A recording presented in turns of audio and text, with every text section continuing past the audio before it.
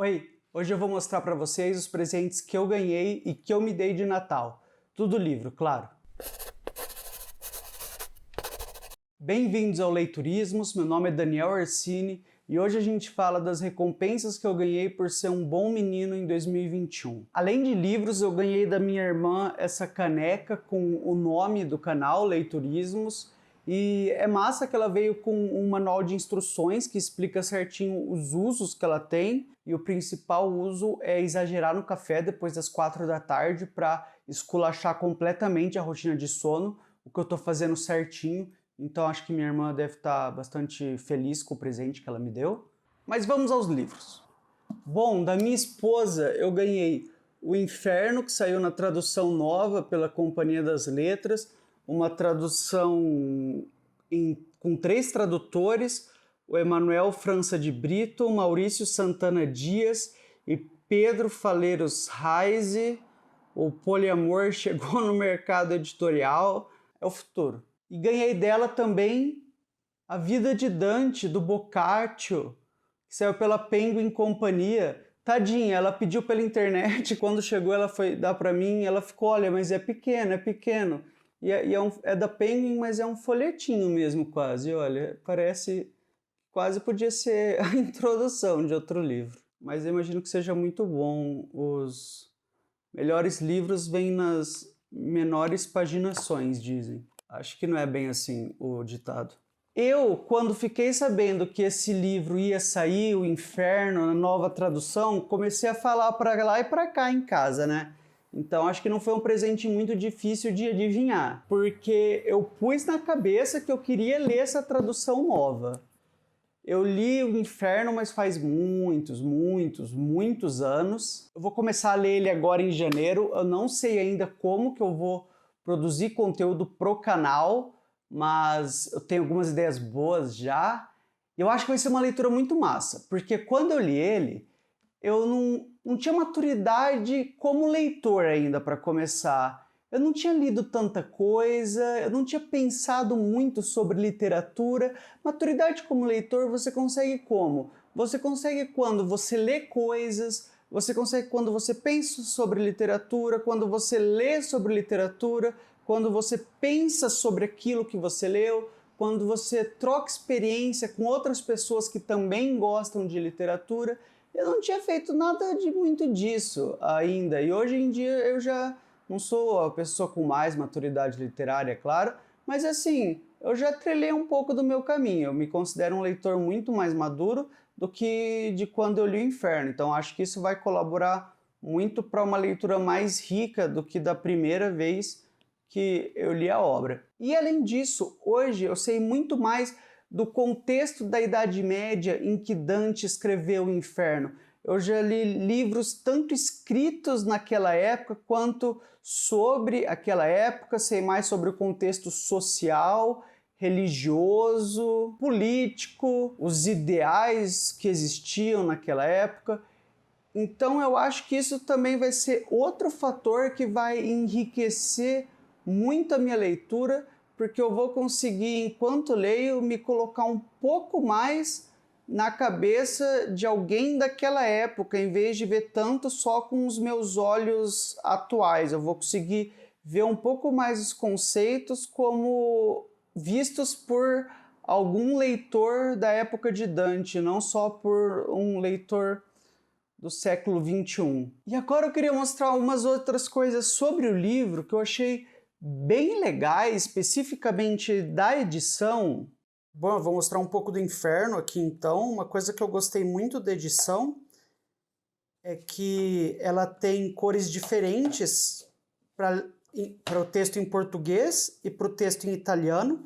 Então o texto em português ele está em preto e o texto em italiano está em um azul clarinho. Eu achei que visualmente isso funcionou muito bem. Eu olho para o livro e fica muito claro a parte em português, que é para eu ler, e a parte em italiano, assim, que eu não estou tão interessado. E o livro também tem ilustrações, esse ensaio visual que eu achei muito bonito, muito mesmo. Vou mostrar algumas aqui para vocês.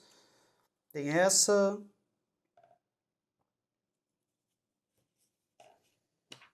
Cadê mais?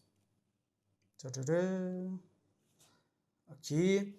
Eu achei legal, geralmente colocam no Inferno, que nem é da editora 34, tem as ilustrações do Rê, né? Mas eu gostei mais desse ensaio visual aqui, eu achei super moderno, super bonito. Eu, na verdade, preferi isso. Assim, óbvio que eu acho as ilustrações do Rê absolutamente bonitas, né? Acho que eu vou colocar um na tela aqui para dar uma noção do que eu estou falando, mas já estão bem manjadas, né? Algo mais original, assim, me chama mais a atenção. Então, esse aqui é o Inferno. Deixa eu mostrar mais uma antes de... Vou acelerar. Aqui.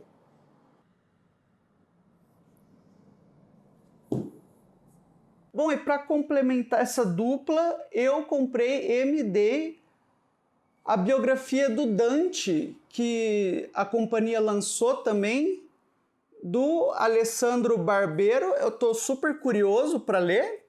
Eu pretendo começar ela agora em janeiro. Na verdade, eu vou começar ela hoje, depois que eu gravar esse vídeo. Eu estava lendo um outro livro de não ficção, eu terminei ele hoje, ontem na verdade, anteontem, estou viajando. E eu geralmente leio um ou dois de ficção e um de não ficção meio que ao mesmo tempo, intercalando entre eles. E então eu vou já engatar esse no lugar. Eu tô curioso, sim. Esse é o que me dei. É curtinho, eu achei que seria maior. Mas eu entendo que ele seja curto porque... deve ser difícil conseguir dados sobre essas pessoas, né? Ainda mais o Dante, que eu imagino que não era um nobre de altíssima classe, então não deveria haver muitos registros sobre a vida dele. Deve ter muitos buracos quando se tenta descobrir sobre a vida do Dante. Bom, vou descobrir lendo. Agora vou falar da minha mãe. Ela me deu um Pix e falou para eu comprar livro. Daí eu fiz isso. Eu sou um bom filho, eu sigo o que minha mãe pede para eu fazer. Primeiro eu comprei 2 livros de literatura brasileira, que são 2 autores que eu não li ainda e que eu decidi que esse ano eu tinha que ler. Assim, não tinha que ler, mas que eu queria ler para ver qual é. Primeiro, João Ubaldo Ribeiro. Pô, João Ubaldo Ribeiro todo mundo fala, é uma unanimidade, né? Eu escuto falar desde sempre. E aí eu vi que tinha saído essa edição bonitona aqui de Sargento Getúlio, é da Alfaguara, né? É da Alfaguara. Nossa, achei essa capa maravilhosa, é muito bonito, olha isso. Edição bonita. E, poxa, eu comprei ela, vou ler logo, assim. Tô curioso, não sei nada, não sei sobre a trama, eu vou cru, assim, pro livro. Vou sem saber absolutamente nada, vamos ver qual é. E o outro livro de literatura brasileira de um autor que eu nunca li é Crônica da Casa Assassinada, do Lúcio Cardoso. O João Ubaldo Ribeiro era um cara que eu ouvia falar fazia tempo, né? É uma unanimidade, todo mundo fala desde sempre, etc, etc. O Lúcio Cardoso não, olha, tem uns negócios aí do meu livro aqui, deixa eu tirar. O Lúcio Cardoso não, é um cara que eu ouvi falar no passado, não conhecia, mas eu vi muita gente que eu respeito falando que esse livro é, poxa, muito importante, muito bom, não sei o quê. Eu falei, eu vou fundo, vou confiar. Aí comprei, vou ler, e vou cru também, sem saber nada do livro. E vamos ver. Aí o que contribuiu também para escolher esses livros para eu ler logo, assim, de literatura brasileira, é quando bem interessado nessa época em que eles se passam, que seria entre os anos 50 e 75, fim dos anos 70, assim, da literatura brasileira, aí da literatura em geral. É uma época que eu ando bem curioso a respeito, tanto de aspectos sociais, quanto de como se falava a língua, dos trejeitos da língua e etc. Não sei se vocês têm, mas às vezes espoca assim umas curiosidades muito específicas em mim. Aí agora eu tô curioso sobre essa época específica no Brasil, não sei. E aí eu tô vendo até coisa na Globoplay, fico procurando novela que se passa nessa época, não tem muito. Então, assim, algo que contribuiu também para que eu escolhesse esses livros é que eles são escritos nessa época. Bom, continuando com o Pix da minha mãe, eu comprei o volume 2 da Bíblia, da tradução pelo Frederico Lourenço. Quem já viu vídeos anteriores sabe que eu tô com um projeto de ler a Bíblia, uma leitura não religiosa. O vídeo da semana que vem, inclusive, vai ser sobre esse projeto. Bom, por que eu comprei o volume 2? Porque eu vou acabar o volume 1 e começar o volume 2 eventualmente, logo, para falar a verdade. E aí eu comprei a do Frederico Lourenço porque é a edição que eu tô lendo. Frederico Lourenço é um tradutor respeitadíssimo de grego. Aqui no Brasil, as traduções da Penguin da Ilíada e da Odisseia são dele, mas eu admito que eu não estava muito entusiasmado para esse volume 2, não. Por quê? Porque ele tem os Atos dos Apóstolos, as Epístolas de Paulo e o Apocalipse. E os Atos dos Apóstolos, eu não sei, eles me pareciam uma coisa meio, assim, não tão importante, talvez, mais ou menos como para quem lê O Senhor dos Anéis, lembra que tem todo aquele negócio de levar o anel para a montanha e derrotar o Sauron, mas tem um epílogozinho depois em que o Sauron, os hobbits voltam para o condado e tem uns bandidão lá e eles conseguem expulsar os bandidões do condado. Não sei, os Atos dos Apóstolos na minha cabeça soavam algo parecido, sabe?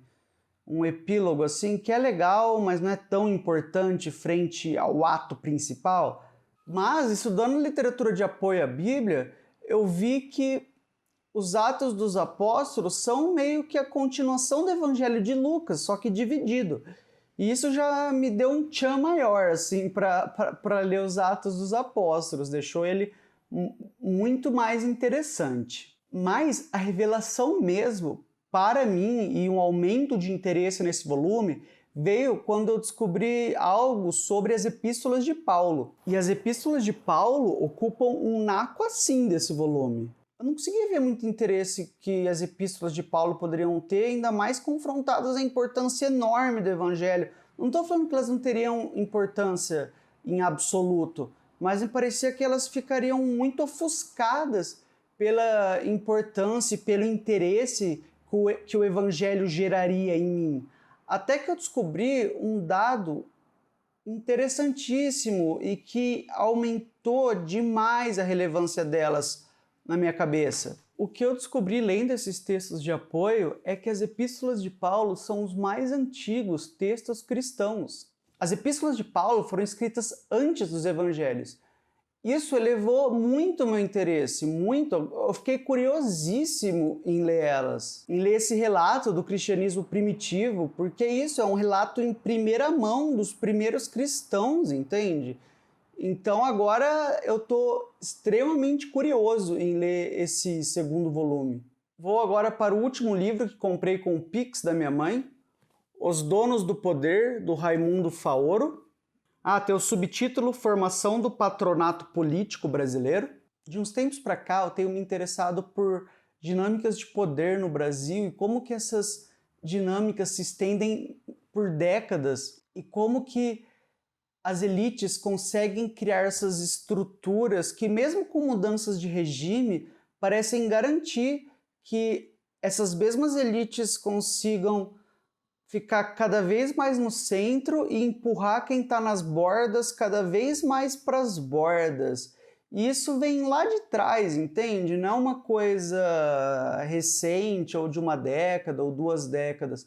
Parecem ser estruturas muito resistentes a mudanças. Eu sempre tive algum nível de interesse nesse tema, mas o gatilho para um interesse maior foi quando eu li 2 anos atrás o primeiro volume da biografia do Getúlio Vargas. E nesse livro o autor, o Lira Neto, mostra com clareza todo o funcionamento da estrutura de poder político da República Velha, tanto no nível estadual quanto no nível municipal. E você vê que essas estruturas que garantem o poder das elites vêm lá da República Velha, sabe? Lá dos anos 20, 30 e que continuam em operação nas políticas estaduais e municipais até hoje. E um outro livro que me aguçou bastante a curiosidade nesse tema foi o Sobre o Autoritarismo Brasileiro, da Lilia Schwartz, que trabalha com o tema de distribuição de poder político e econômico no Brasil, elaborando bastante o conceito de mandonismo, que eu acho que é um conceito que se aplica perfeitamente à realidade brasileira. É seguindo essa linha de curiosidade que eu comprei esse catatal aqui. Ele é grandão, meu, ele tem 800 páginas quase,